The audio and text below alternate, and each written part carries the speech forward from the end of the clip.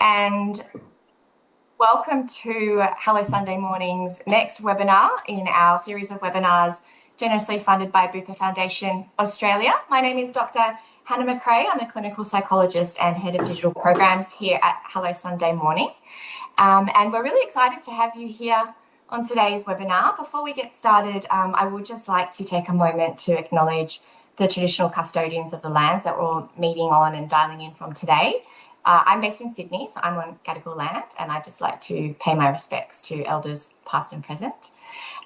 Really excited to be joined today by a wonderful panel in Dr. Addie Wootton, who is the Director of Strategic Engagement at Smiling Mind, and Fiona Redding, who is celebrating 13 years alcohol-free, which is an incredible achievement. Thank you both for joining me today.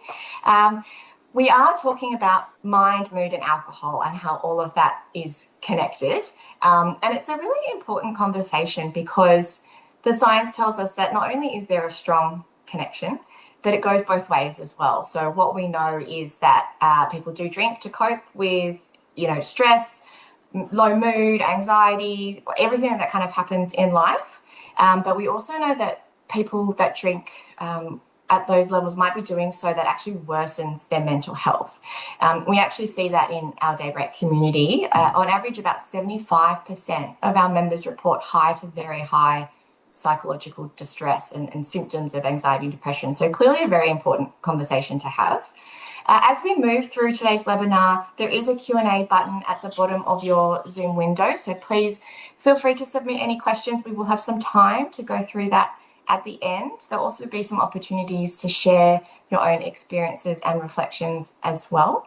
But let's get straight into it. Addie, I'm going to throw to you first. Would you mind just doing a very brief intro about yourself, the work you do at Smiling Mind, and how you see alcohol and mental health as being connected? Thanks, Hannah. Morning, everyone. Thank you for having me.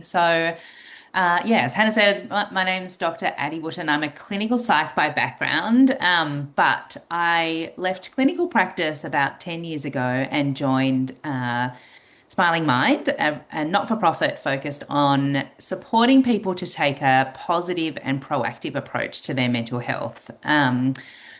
If you've heard of us, you might have dabbled with our app, or your kids might have experienced our programs at their school. We run a whole range of programs, and I suppose, in a nutshell, our approach is a little different to what most people might think of when they think about mental health. We really try and take a positive approach to mental health, a strengths-based approach to mental health, and that means thinking about our mental health and well-being before challenges emerge. So what are the things that we're doing every day that support our mental health and well-being? We all do different things. We might exercise, we might talk to friends, we might walk, we might do yoga, we might eat well, all of those things that we know nourish us and make us feel good. What we're trying to do is to help people think even more broadly about the things that help support their mental health, and particularly the things that go on in our head, in our mind, our thinking patterns, our strategies that we can embed every day to navigate challenges. What are those things that we're doing every day that support what we call our mental fitness? So if you think about mental health, we usually sit on a spectrum. So there's from healthy to unwell, like all health conditions, there's a spectrum of experiences that we go through at different levels throughout our life. There might be periods where we're flourishing, we're feeling really healthy, and there might be periods of time where we feel there are lots of challenges going on. Across that continuum, most people, when they think about mental health, will usually think about things that are not going well. So anxiety or depression or stress are usually the things that come to mind when we talk about mental health. And they're usually outcomes or as a result of something happening, either in our mind or in our life. And if we can think about our mental health before those things emerge, it actually gives us an opportunity to navigate life in a different way. It helps us connect with people more deeply. It helps us think about the things that are meaningful for us and do more of that. And in that space, I think there's a really close relationship between us as humans and the things that we engage in, like alcohol. So it gives us an opportunity to think about making conscious decisions rather than going along with maybe a routine or a peer group. It actually gives us an opportunity to step back and think about what decisions do I want to make right now, and what is good for me right now? What do I need in my life right now? So that intersection is really interesting. And I know we'll unpack a little bit of that today about how we can navigate those decision points. I'm not an expert in alcohol. I'm definitely focused on the well-being end of the mental health spectrum. But what I do know is that during times of challenge, we all have opportunities to either do things that help us or do things that help us in the moment but may not help us long term. And I think alcohol fits into that bucket, that it can be something that we reach for when we're going through periods of stress. And it can feel like it's helping us. It can help us navigate those moments. But we also know that alcohol can have a really damaging impact on our mental health and well-being and our relationships with people.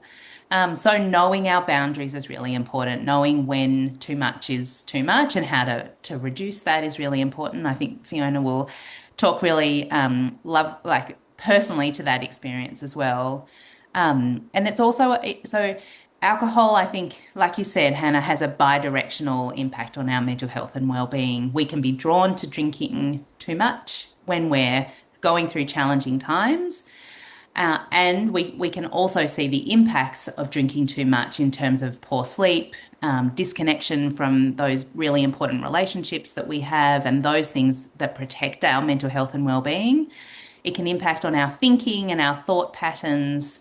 It can mean that we show up in our workplace in a different way, maybe a way that we don't think is our best or at our optimum performance level. It has a whole range of wide-reaching impacts. So thinking about what you need and what works for you and your mental health and well-being is really important. And hopefully we can unpack some of those strategies today in the webinar.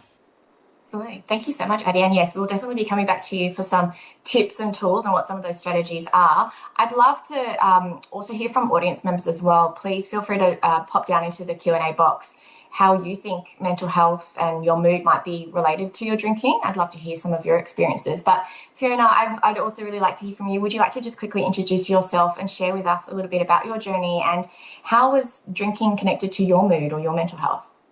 Hi everyone. Thank you for having me. So I had always really struggled. I was a heavy drinker for most of my teens and adult life, like really quite a heavy drinker. But I only really became aware of it becoming problematic after I had kids. Like I knew there was an issue, but it was not until I had kids and other responsibilities and being in a pretty unhappy relationship, etc., where I kind of realised that actually this is not working out for me.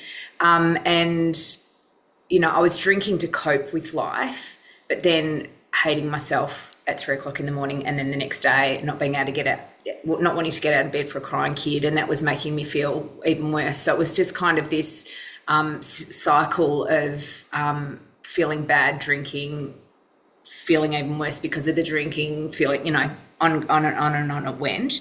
And so I found that I was drinking to manage my mental health and my sort of emotional well-being or not dealing with life properly, but then I was also having to deal with the repercussions of that decision, which was also negatively impacting my mental health. And I think, really it is fascinating having Addie here. It's really interesting having Addie here today as well, because if I think about what actually made the most significant difference in my life was, yes, giving up alcohol was very important, but actually learning how to meditate and practicing meditation was actually what created the difference, because it gave me the ability to be able to have a little bit more distance between my thoughts and my feelings and my emotions and whatever was going on, to then actually be able to address it in a much more positive, healthy and constructive way. So I think, for me, it's actually the alcohol was the blocker of me being able to actually address my mental health and my mood in a much more positive, constructive and healthy way. Yeah, thank you, Fiona. And I just want to touch on something that you mentioned there, and Addie, you alluded to this as well, is that, yeah, we know that a lot of people do drink to cope, for stress relief, take the edge off, manage mental health conditions, perhaps.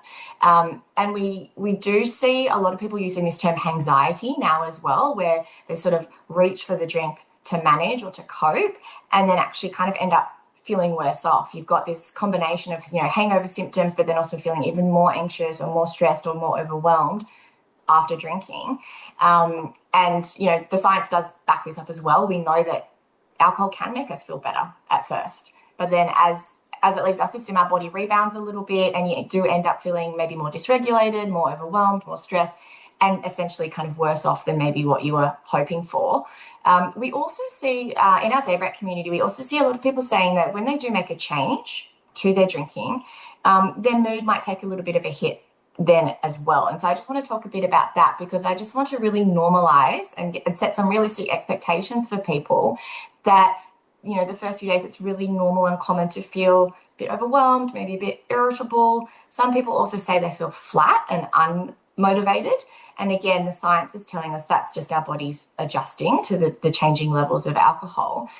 Fiona, I'm curious to know what it was like for you in those first few days and weeks, how your mood and your mind kind of reacted to the change, and then I guess how that changed as the time progressed.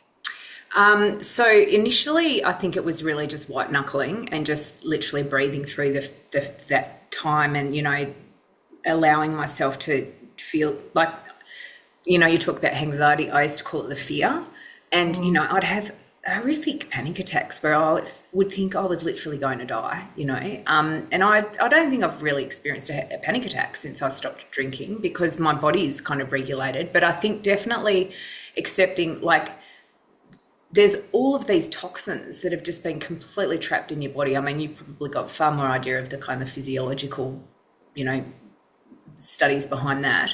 But, like, if you think about it, like, your body just hasn't had a chance to metabolize or kind of process any of that stuff, and it's coming out. And then the other thing was also too, not having that kind of safety crutch of, wiping out or, crushing down whatever's going on for you.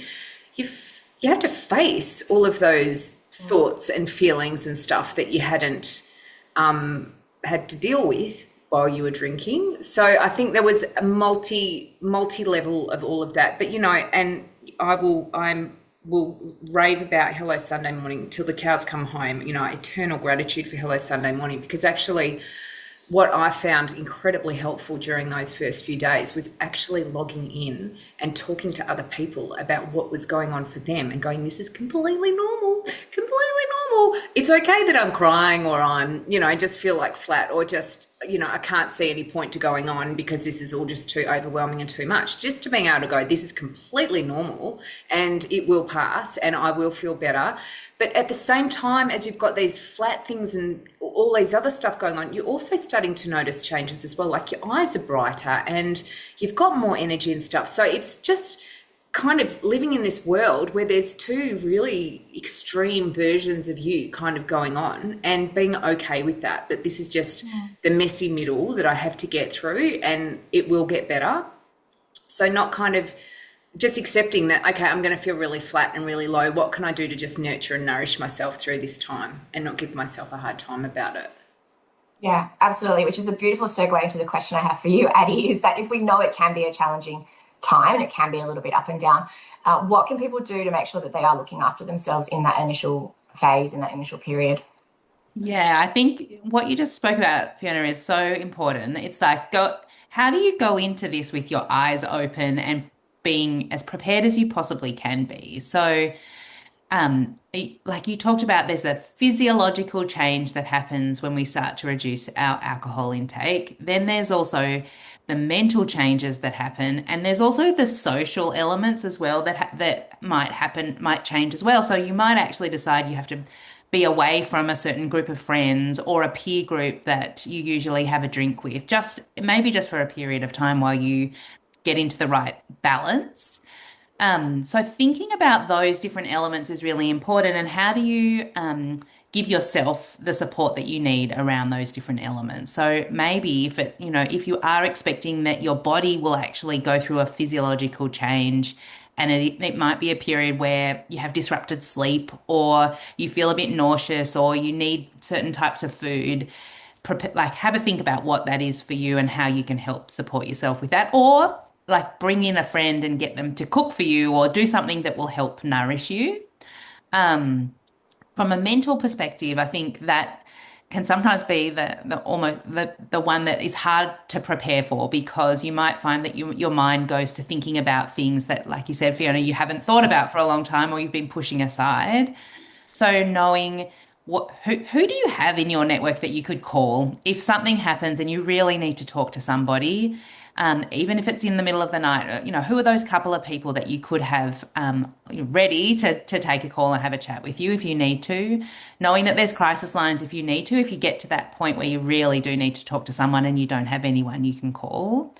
But also thinking about, how do you positively go into this process as well? How do you, are there strategies that you can build that will help redirect your focus from the challenges that you might be going through during those first few days and weeks into a more positive mindset? So are there things like, you mentioned, Fiona, meditation practice was something that helped you. So could you start dabbling with that and see if it's the right strategy for you? It's not for everyone, but it definitely helps a lot of people to learn how to focus their mind on one thing at one time. For other people, it might be journaling or writing things down that really helps them. And the watch out, I suppose, with journaling is that adults have a natural inclination to focus on the negative. We've got this negativity bias built into us. And so if you find that you're writing and you're writing about all the bad things that are happening for you right now or that have happened in the past, strategies like gratitude practices or focusing on your strengths and your values in life might be a really positive way to redirect your focus into something that might be more nourishing, more positive for you.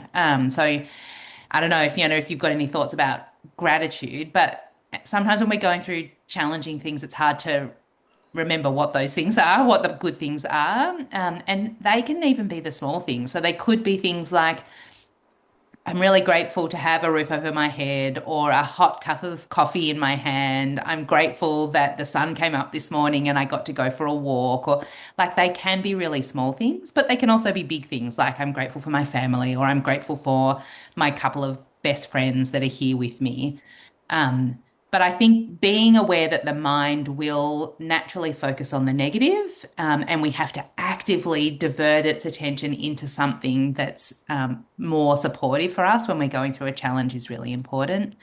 And then the social aspect is really, really critical as well. So how do you make sure that you don't close the door and stay at home and not talk to anyone? Because for many people, that social isolation can be a really big risk factor for anxiety, for stress, and for more complex emotional responses as well. So how do we make sure that we've got the people in our life that will help us? Mm-hmm. And that's where Daybreak, I think, fits in really nicely as well. If you don't feel like you've got a group of people that you can talk to about this, there's a group of people in the Daybreak platform that, like you said, Fiona, they're going through it, they've been through it, they're really open to talking about it. So having that social connection is really critical.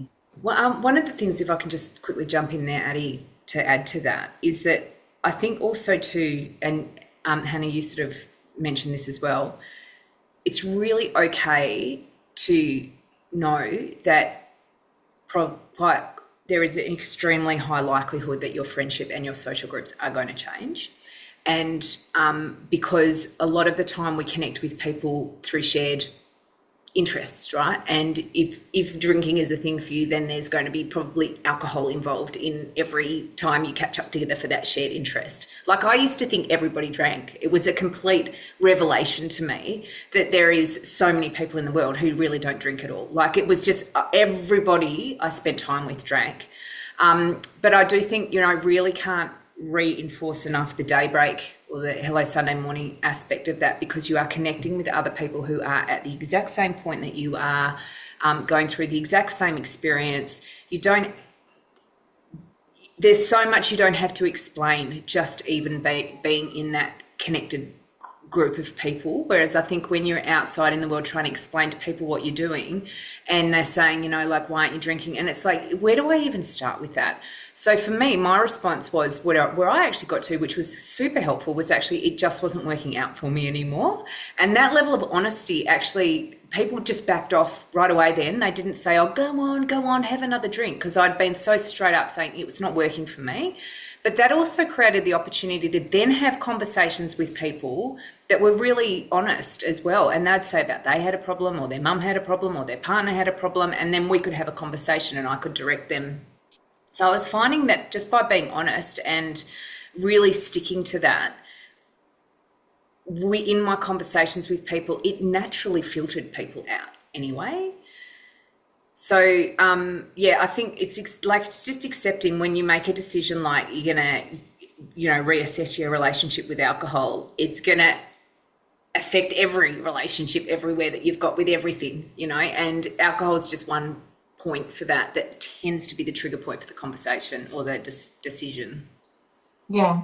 And so Fiona, while I've got you as well then, so you've been alcohol-free for 13 years now, but obviously stuff still happens in life, right? You still get stressed, you still get overwhelmed, low mood, etc. So what do you do now to support your mental health, or when you are not feeling so great, that doesn't include drinking?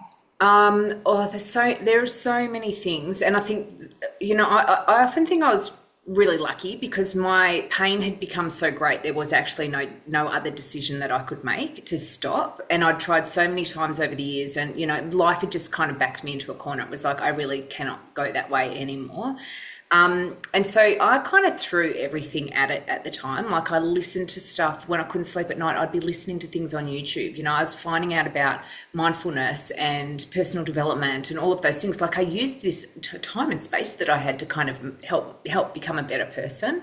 And so I had, journaling, meditation, I exercise a lot, I walk, over the years I've done lots of different stuff. I've run a half marathon. Last sort of year or so I've been doing strength training at the gym. Like, I really care about the vehicle of my body, like I want to be at my best. I get a lot of sleep, I eat well, I do all of the things that people recommend to do to be well. I'm very mindful about who and where I spend time and energy with. I'm conscious of where I'm leaking energy or where things aren't kind of contributing in a positive way to my life. And I just am able to kind of go, here's my boundary now, and I can step away from that. And I don't have any problem with that. It's taken me 13 years to get to this point, But I think it's this kind of idea of, I want to know my potential. I want to have the best possible experience I can with my life.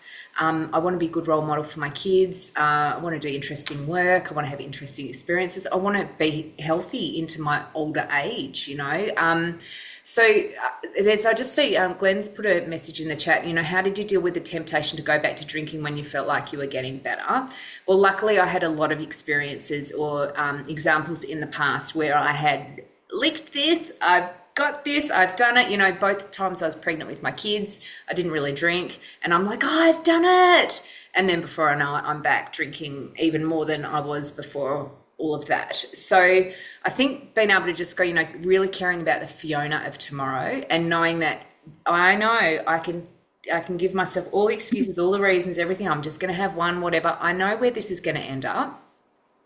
And I never, ever want to wake up with a hangover again. So I gave myself a measure of I kind of looked at my decision-making framework and what were the inputs that were going in, and what was my vision? Like, what was I moving away from? What was I moving towards? And, like Addie mentioned before about values, it's like, what are my values and how are they infused into the decision-making of my life? And having a drink doesn't align with that, because I'm going to wake up with a hangover, but I'm also not going to be an excellent role model for my kids if I do that. Like, I'm not going to be my best self. So I just gave myself structure and boundaries around it. And it's like, I've made the decision I'm not drinking. I'm just never having that conversation with myself ever again. I have wasted hours, days, years of my life thinking about what am I going to drink, how much I'm going to drink, when am I going to start, what do I need, And all of the space that was created from not having all of those discussions and all of those decisions and all of the, self-loathing and all of that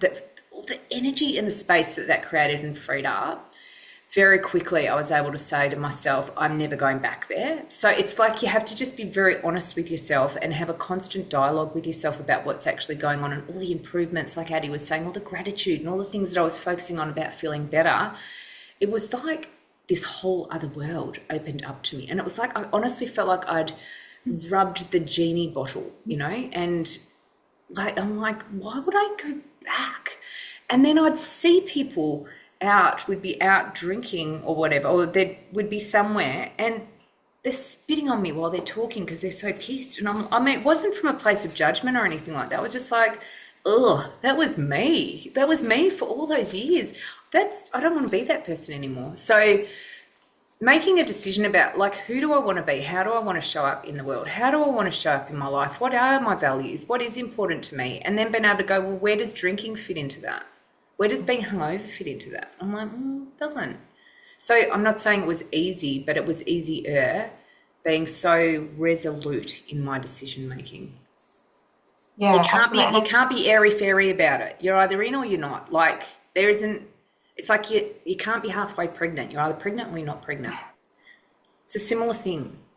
And some of the things you were just saying there, Fiona, I think for me, what jumped out is very similar to what you were also talking about, Addie, and it's about that mindset as well. And I think that's really important. I've seen there's another question that's come through, and also just about the question you answered, Fiona, about, you know, dealing with the temptation. The mindset is not just about, you know, being realistic and this is what I want to do, but also that knowing that slip ups happen exactly as you just described, Fiona, and not being too hard on yourself. You know, this is a particular behavior that you've been doing for potentially quite a while and you're trying to change it to something new. It's okay for things to not always go to plan, and it's about learning from them. So I think just really highlighting that mindset piece of it as well.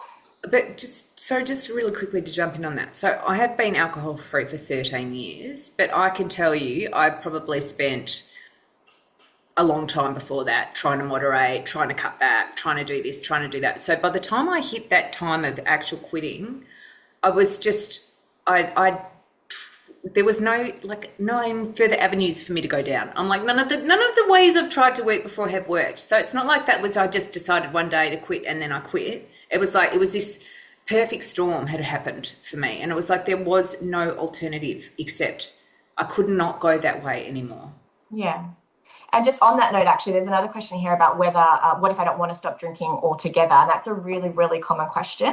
And so at Hello Sunday Morning, we're supportive of anyone who wants to make any type of change, whether that's stopping drinking, cutting back, maybe even just taking a break. And in terms of, you know, mental health and mood and the benefits of reducing alcohol, we do know that, no, you don't need to stop drinking altogether. Even small changes can have a positive impact. We do know that overall, the less alcohol we drink, the better it is for our mental health and our well-being. But certainly, yeah, for some people, not stopping completely is very much a viable option. And so I just want to make that clear to people that might be watching along today and thinking, well, where do I fit with this? And it needs to work for you and what your life is like and what your goals might be. I'm just conscious of the time. I might have to start, unfortunately, wrapping us up. I think we could probably, as always, keep talking forever. But the good news is we do have still 5 more webinars to come in the series. So there'll be plenty of opportunity for further conversation. If anyone here is looking for more support, I've just shared my screen again. Please feel free to jump into our Daybreak app. You can connect with this Daybreak community that we've been talking about. It's completely free, completely anonymous. We also have a range of other free and anonymous services and tools, including a Care Navigator service. You can get some more personalised guidance and support. We do have our next webinar as well on Friday, the 12th of June, and that's going to be all about men's health and drinking. And we've got a stellar panel lined up for this one as well. So we've got Chris Gimple, one of our Hello Sunday Morning consumer advisors, will be facilitating that, and he has his own experience of making changes to his drinking. He's going to be joined by Dana Petroli, MP, Rob Mills, the entertainer, and Alex Ferguson, who has an incredibly inspiring story about cancer survival and making changes to his drinking for his health. So please do feel free to join us for that. You can find the link. I'll pop the link in the chat for people to register. Please share it around. You can also find all the links and all the past recordings on our website at hellosundaymorning.org. But just again, a big thank you for everyone who's come today, and to yourself, Addie and Fiona, thank you so much for being so generous with your time and for sharing some great tips and insights. I'm sure that there was lots of things there for people to take home and hopefully give them some hope and inspiration today. So again, thank you very much everyone for coming. I'm just popping in the link now for the next webinar in the chat, so make sure you click on that and register. And we look forward to seeing you all at the next webinar. Bye-bye.